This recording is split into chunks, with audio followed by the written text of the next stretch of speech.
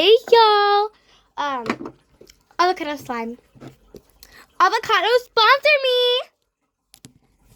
me. I love her. She's so funny. Okay.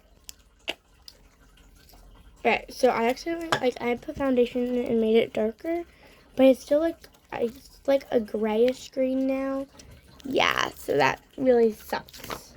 Sadly. Well, yeah, but it's okay.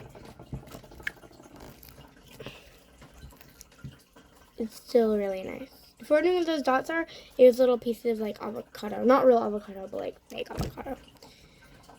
And there's a little piece of actual avocado in it, and then there's a big piece of avocado. I can't find it right now, though. Where is it? Yeah, I don't know. But, yeah. If you guys are wondering what I would rate it, probably a 7 or 8 out of 10.